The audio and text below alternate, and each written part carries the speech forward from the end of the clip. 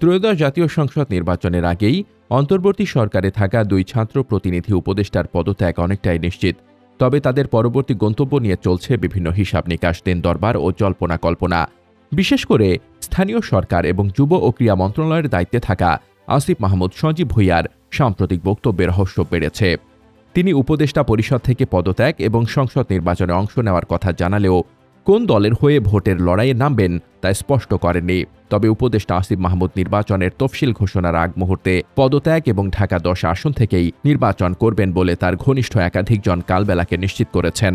অন্তর্বর্তী সরকার আগামী ফেব্রুয়ারির প্রথমার্ধে ত্রয়োদশ সংসদ নির্বাচনের ভোট গ্রহণ এবং এই সময়সীমায় অনড় থাকার কথা এরই মধ্যে একাধিকবার জানিয়েছে। আসিফ মাহমুদের জুলাই আন্দোলনের সহযোদ্ধাদের গড়া দল জাতীয় নাগরিক পার্টি সেই নির্বাচনে অংশ নেওয়ার প্রস্তুতি নিচ্ছে। অনেকের ধারণা এনসিপি থেকেই তিনি সংসদ নির্বাচনে অংশ নেবেন। তবে খোঁজ নিয়ে জানা গেছে এ নিয়ে কোনো চূড়ান্ত সিদ্ধান্ত আসিফ মাহমুদ বা এনসিপির পক্ষ থেকে এখনও নেওয়া হয়নি, বরং কিছু বিষয়ে দুপক্ষের মধ্যে তৈরি হয়েছে দূরত্ব। আর তাতে উপদেষ্টা পদ ছেড়ে এনসিপিতে যোগ দিয়ে রাজনীতির মাঠে সক্রিয় হওয়া কিংবা নির্বাচন করার বিষয়টি নিয়ে ধোঁয়াশা তৈরি হয়েছে। উপদেষ্টা আসিফ মাহমুদের ঘনিষ্ঠ একাধিকজন কালবেলাকে জানান, এনসিপি এবং গণ অধিকার পরিষদ মিলে তরুণদের একটি বৃহত্তর ঐক্য তৈরি হোক সে চেষ্টা করেছিলেন আসিফ মাহমুদ। তবে এনসিপি নেতাদের সহযোগিতা না পাওয়ায় সেই উদ্যোগ শেষ পর্যন্ত ভেস্তে যায়, যা নিয়ে এনসিপির সঙ্গে তার দূরত্ব তৈরি হয়। পরবর্তী সময়ে বাংলাদেশ গণতান্ত্রিক ছাত্র সংসদ ভেঙে এনসিপির সহযোগী ছাত্র সংগঠন হিসেবে আত্মপ্রকাশ করে জাতীয় ছাত্র শক্তি। সেখানেও আসিফ মাহমুদ ঘনিষ্ঠদের মাইনাস করার অভিযোগ ওঠে, তাতে আরও বাড়ে দূরত্ব। আসিফ মাহমুদ এবং তার ঘনিষ্ঠদের এনসিপি নেতাদের এড়িয়ে চলতে দেখা গেছে। আসিফ মাহমুদ ঘনিষ্ঠরা বলছেন, শেষ পর্যন্ত তিনি এনসিপির হয়ে রাজনীতির মাঠে নাম কিংবা নির্বাচন কোনোটাই নাও করতে পারেন। তার পদত্যাগ পরবর্তী গন্তব্য কী হবে তা নিয়ে কাজ চলছে।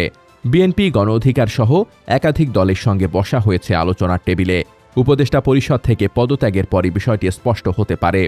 গণ অধিকার পরিষদে যুক্ত হলে শীর্ষ নেতৃত্বেও দেখা যেতে পারে আসিফ মাহমুদকে।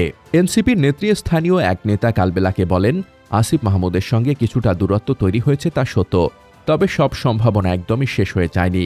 এখন পর্যন্ত এনসিপিতে এ নিয়ে জোর আলোচনা নেই।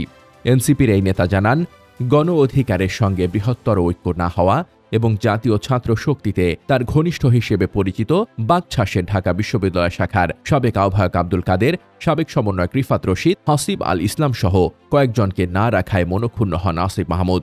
এর বাইরেও দুপক্ষের মধ্যে দূরত্ব তৈরি হওয়ার মতো কিছু বিষয় থাকতে পারে। এর আগে গত 9 নভেম্বর গ্রামের বাড়ি কুমিল্লার বদলে ঢাকা 10 সংসদীয় আসনে ভোটার হওয়ার আবেদন করেন অন্তর্বর্তী সরকারের এ উপদেষ্টা। একই সঙ্গে ঢাকা থেকে নির্বাচন করারও ঘোষণা দিয়েছেন তিনি। ঢাকা 10 নির্বাচনী আসনটি ধানমন্ডি, নিউ মার্কেট, কলাবাগান ও হাজারীবাগ থানা নিয়ে গঠিত। বিএনপি এই আসনে এখনও প্রার্থী ঘোষণা করেনি, তবে জামায়াতে ইসলামী আগেই সেখানে প্রার্থী ঘোষণা করেছে। ঢাকা 10 আসনে জামায়াতের প্রার্থী সুপ্রিম কোর্টের আইনজীবী জসিমউদ্দিন সরকার। গুঞ্জন ছিল বিএনপির সঙ্গে আসন সমঝোতার মাধ্যমে সরকার থেকে পদত্যাগ করে ঢাকা 10 আসনে নির্বাচন করবেন আসিফ মাহমুদ। বিএনপি এই আসনে প্রার্থী ঘোষণা না করায় এবং আসিফ মাহমুদের আসনটিতে ভোটার হতে যাওয়ার মধ্য দিয়ে গুঞ্জনের পালে আরও হাওয়া লাগে। আসিফের বাড়ি কুমিল্লার মুরাদনগরে। এই উপজেলা নিয়ে গঠিত কুমিল্লা 3 আসন, তবে তিনি ওই আসন থেকে নির্বাচন করবেন না বলে আগেই জানিয়েছিলেন। ঢাকা 10 আসনে ভোটার হওয়ার আবেদন প্রক্রিয়ায় সম্পন্ন করার পর সাংবাদিকদের সঙ্গে আলাপকালে উপদেষ্টা পদ ছাড়া ও নির্বাচন নিয়ে ভাবনা তুলে ধরেন আসিফ মাহমুদ। তিনি জানান, সংসদ নির্বাচনে প্রার্থী হবেন, ঢাকা থেকে যে নির্বাচন করবেন সেটাও মোটামুটি নিশ্চিত। তবে উপদেষ্টা পরিষদ থেকে কবে পদত্যাগ করবেন সেটা সরকারের উচ্চ পর্যায়ের সিদ্ধান্তের ওপর নির্ভর করছে। আসিফ মাহমুদ বলেন, যেহেতু ঢাকা থেকে নির্বাচন করব এটা মোটামুটি নিশ্চিত, সেই জায়গা থেকে নিজের ভোটটাও ঢাকায় নিয়ে আসা, কারণ ভোটটা যাতে অপচয় না হয়। আমি যদিও ভোটার হয়েছি আগে, কিন্তু কোনো নির্বাচনে ভোট দিতে পারিনি। আমি ভোটার হওয়ার পর 2টি নির্বাচন হয়েছে, 2018 ও 2024 সালে। সেই সময় কেউই ভোট দিতে পারেনি। নির্বাচনে যাতে ভোট দিতে পারি সেটা নিশ্চিত করলাম। নির্বাচন কোথা থেকে করব এ বিষয়ে এখনও চূড়ান্ত কোনো সিদ্ধান্ত হয়নি, তবে ঢাকা থেকে করব ইনশাআল্লাহ। কোনো দলে যোগ দেবেন কিনা সে প্রশ্নের জবাবে আসিফ মাহমুদ বলেন, এখন পর্যন্ত পরিকল্পনা স্বতন্ত্র নির্বাচন করার, তারপর দেখা যাক। জুলাই গণ অভ্যুত্থানের আগে দীর্ঘদিন গণ অধিকার পরিষদের ছাত্র সংগঠন ছাত্র অধিকার পরিষদের সঙ্গে রাজনীতি করেছেন, ছিলেন ঢাকা বিশ্ববিদ্যালয় শাখার সভাপতিও। গণ অধিকারে যুক্ত হওয়ার বিষয়টিও আছে আলোচনায়। এ বিষয়ে জানতে চাইলে দলটির সাধারণ সম্পাদক রাশেদ খান কালবেলাকে বলেন, তিনি আমার সঙ্গে দীর্ঘদিন ধরে রাজনীতি করেছেন। যদি তিনি সরকার থেকে পদত্যাগ করে আমাদের সঙ্গে ফের যুক্ত হতে চান, আমরা অবশ্যই স্বাগত জানাব, তবে সেটা পুরোপুরি তার ওপরে নির্ভর করছে। অন্যদিকে তরুণ এই উপদেষ্টার বিএনপিতে সম্পৃক্ত হয়ে রাজনীতি কিংবা সংসদ নির্বাচনের বিষয়েও আছে জোর গুঞ্জন।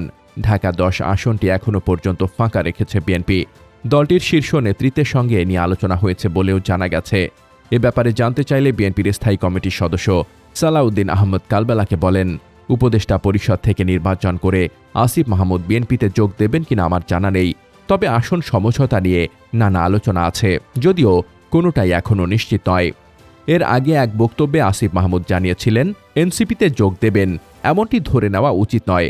অন্তর্বর্তী সরকারের এ উপদেষ্টার এনসিপিতে যোগ দেওয়া কিংবা সংসদ নির্বাচন করার বিষয়ে দলটির সিনিয়র যুগ্ম আহ্বায়ক সামান্তা শারমিন কালবেলাকে বলেন, এ বিষয়ে কোনো সিদ্ধান্ত কিংবা আলোচনা এখনো হয়নি। তিনি যদি এনসিপিতে আসতে চান, আমরা স্বাগত জানাব, তবে তা পুরোপুরি তার ব্যক্তিগত সিদ্ধান্ত।